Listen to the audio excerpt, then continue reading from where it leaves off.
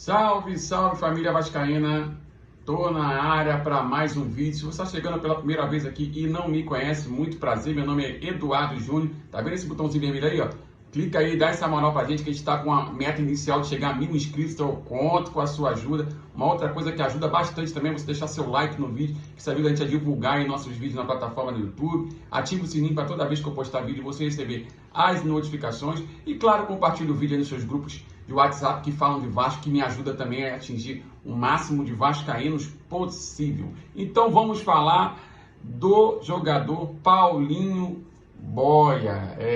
Rapaz, rolou esse bafafá todo aí, chegaram a anunciar que ele viria, né, por causa dessa transição aí do Benítez entre Vasco e São Paulo, que ele viria por empréstimo. Inclusive, eu cheguei até a fazer um plantão pro Vasco aqui, que chegaram a divulgar, né, a cravar que ele ia vir, e de repente, como natural, como acontece no futebol, já que o futebol é dinâmico, o jogador negou a vinda dele para o Vasco. Não quis vir para o Vasco, preferiu ficar no São Paulo. E aí a torcida do Vasco caiu de pau em cima do jogador, né, esculhambaram o jogador, perguntando quem é Paulinho Boia. Outros já chegaram e falaram, é um absurdo que o Vasco, até Paulinho Boia está negando o Vasco e tal. E pediram para eu dar a minha opinião em relação a isso. Eu já tinha falado um pouquinho sobre isso num vídeo que eu comentei sobre o Igor Catatal, que o Catatal preferiu jogar no Vitória do que ficar aqui no Vasco, né? E já tinha comentado sobre isso. A grande questão é a seguinte, gente, não adianta a gente partir para cima do jogador. É claro que o torcedor, né?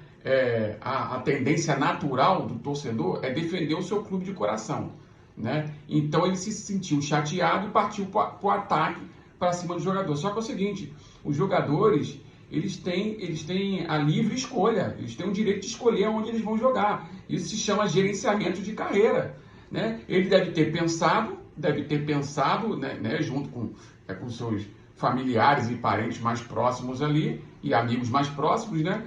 E chegou à conclusão que não valia a pena jogar no Vasco, né? Eu acho que a gente não tem que questionar a decisão dos jogadores, tem que questionar, né, o que causou, né, a gente tem que trazer para debate o que causou essa recusa do jogador, né? De repente, o jogador, segundo foi alegado, que ele alegou, que ele prefere, né, buscar um espaço no time, já que o treinador lá é o Hernan Crespo, né, que era do Defensa e Justiça, né, um treinador novo, né, e ele está voltando de lesão e preferiu buscar um espaço dele no São Paulo lá. Justo, ele tem contrato com o São Paulo, é jogador de São Paulo, cria de São Paulo, né? Confia no futebol dele a ponto de querer brigar ali, querer mostrar para o jogador que ele tem, para o treinador, que ele tem condições de ficar no São Paulo, né? E optou por isso, né? É um direito que ele tem. Agora, ele pode ter sido influenciado, né, por questões nossas, questões internas do Vasco, como por exemplo, falta de salário, de pagamento de salário, rebaixamento para a Série B, a pressão absurda que existe em jogar no Vasco pelo fato do clube estar nessa situação, questões políticas do Vasco que influenciam sim, né? Isso tudo pode influenciar, porque, gente, olha só, da mesma forma que a gente se fala em grupos de WhatsApp de Vasco, jogadores se falam também. Jogadores se falam. Ou vocês acham, por exemplo, vou dar um exemplo aqui, vocês acham que o Morato, que está no Bragantino, que está vindo para o Vasco, né, que fizeram a opção de insinuação também aí, falaram que ele estava esperando garantia de pagamento em dia, mas já foi desmentido, né? Inclusive ele mesmo desmentiu, falando que ele está com um problema aí no pubis e que está esperando se recuperar para poder vir para o Vasco, chegar bem, pronto para jogar, né? Vocês acham que o Morato Bragantino, quando surgiu a proposta do Vasco, ele não perguntou, por exemplo, para o Raul, que já jogou aqui e está lá no Bragantino?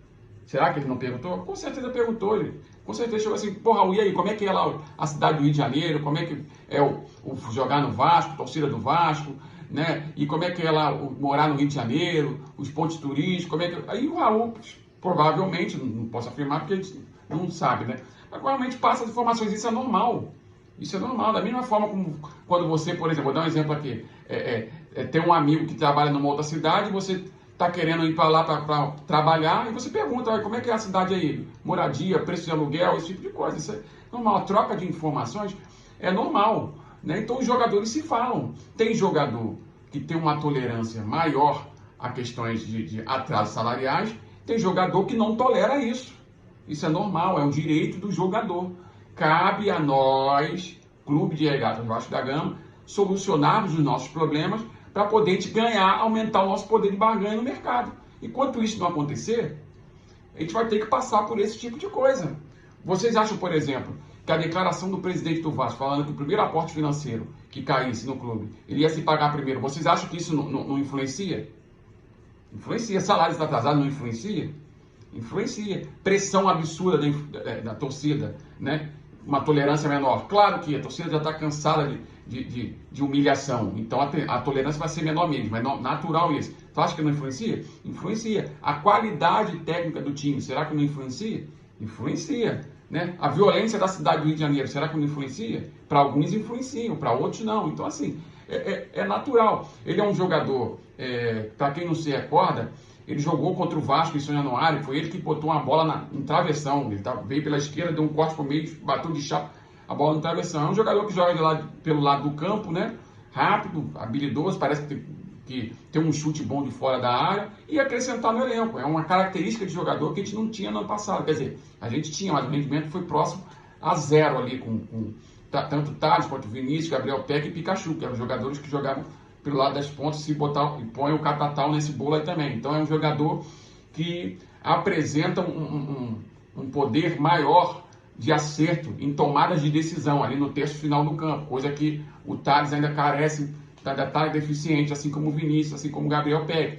Então é um jogador que poderia, analisando taticamente, tanto o esquema tático que o treinador gosta, né, 4-2-3-1, com a posição que ele joga, e agregar o elenco, mas ele tomou essa atitude de permanecer no São Paulo, né? É um direito que ele tem. Agora, é triste porque a gente vê um jogador que é aposta lá ainda, né? Negando o Vasco assim. Em outros tempos, não pensariam nem duas vezes, mas a gente tem que parar para fazer uma reflexão. Já não é o primeiro que acontece isso. Tivemos recentemente o Jusilei, né? Que deu uma entrevista coletiva desastrosa aí, praticamente esculachando o Vasco, e hoje está jogando no Boa Vista. Né? Foi dispensado do São Paulo e hoje está jogando no Boa Vista. Né? Mas o Paulinho Boia não é o primeiro. Está começando a ficar recorrente isso.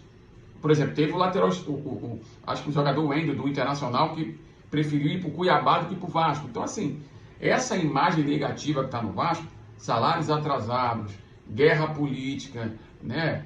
Nessa ruptura institucional que está acontecendo aí, né? Muita notícia ruim, queda para a Série B, isso tudo influencia, gente.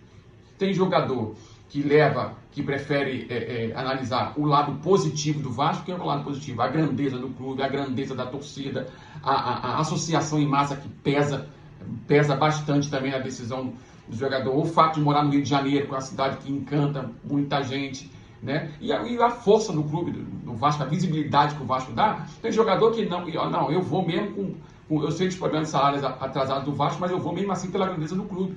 A prova disso, o Rossi aí, ó.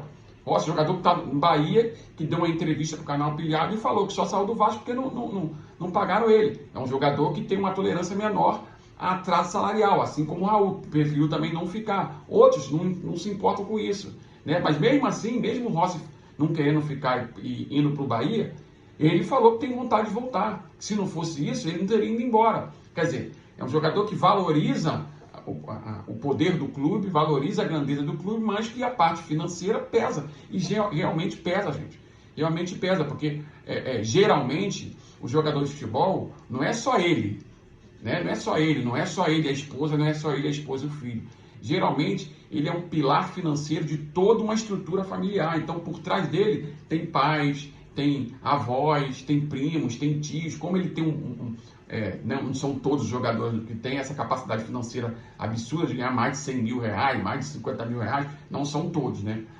Comparando aí, pegando o universo de jogadores de futebol no Brasil, só uma minoria, aí, uma porcentagem mínima que ganha salários astronômicos assim. Mas, geralmente, quem ganha salário muito alto é o pilar financeiro de toda uma estrutura familiar. Então, às vezes, o cara se ficar com 3 meses de salário atrasado, impacta na família dele, porque ele deixa de ajudar pai e mãe, deixa de ajudar a avó, deixa de ajudar irmão, deixa de ajudar tio, né? Atrasa a conta. Né? Isso impacta, é um direito do jogador não aceitar salário atrasado. cabe ao Vasco, né, internamente mudar essa situação para mudar a sua imagem ruim no mercado. Não tem o que fazer. Não adianta a gente atacar o jogador. O jogador não tem culpa. O jogador está apenas gerenciando a carreira dele. Como eu falei, cabe ao Vasco mudar a sua imagem ruim no mercado. É isso aí, essa é a minha opinião. Espero que vocês tenham gostado do vídeo de hoje. Se vocês gostaram, peço mais uma vez que se inscreva no canal, nesse botãozinho vermelho aí, para ajudar a gente a atingir a nossa meta inicial de 1000 inscritos. Deixa seu like no vídeo, tá? Ativa o sininho para toda vez que eu postar vídeo você receber as notificações. Vai passar na tela nossas redes sociais. Se inscreve lá para te bater um papo. Um abraço e até o próximo vídeo. Valeu!